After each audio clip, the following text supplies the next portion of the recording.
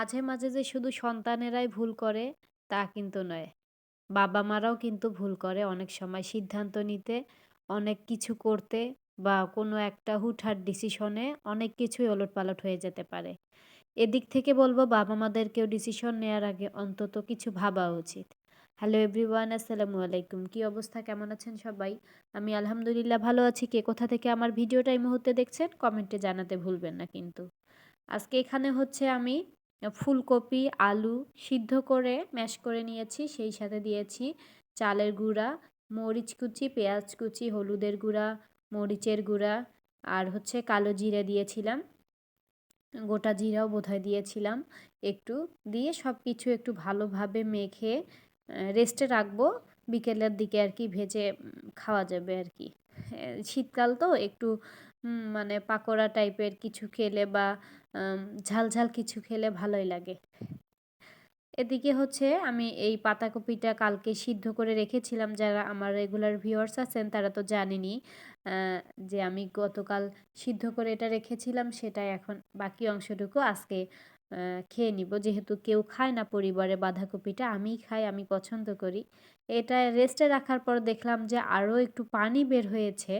যাই হোক তারপর আবার কিছু পেঁয়াজ কুচি এড করেছি, কাঁচামরিচ আর এখানে আমার মেয়ে বিট লবণ বানাইছিল সেটা একটু দিয়ে দিলাম। ভাবলাম একটু বেশি হবে এজন্য আবার উঠায় রাখছি।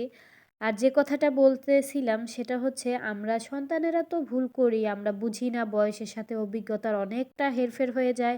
তারপর ইমোশনালি অনেক কাজ করে ফেলি। আ মানুষের সাথে মিশতে, মিশতে অনেক কাজ করে ফেলি। নিজের বিবেক বুদ্ধিকে কাজে না লাগিয়ে ভুলভাল অনেক ডিসিশন নিয়ে ফেলি। এটা আমাদেরই দোষ।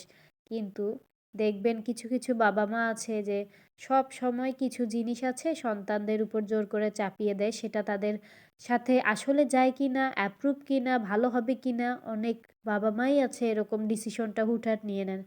প্লিজ সবাই একটু কেয়ারফুলি থাকবেন যাতে সন্তানদেরও দিকটাও বিবেচনা হয়। আর বাবা-মারা তো অবশ্যই সন্তানের ভালো চায়। কিন্তু আমি দেখেছি আশপাশে অনেককেই যে কিছু ডিসিশন হয়তো নিতে তারাও ভুল করে থাকে। জানি না কতটুকু ঠিক বলতে পেরেছি, কমেন্টে আমার মতামতটা জানিয়ে দিবেন কিন্তু।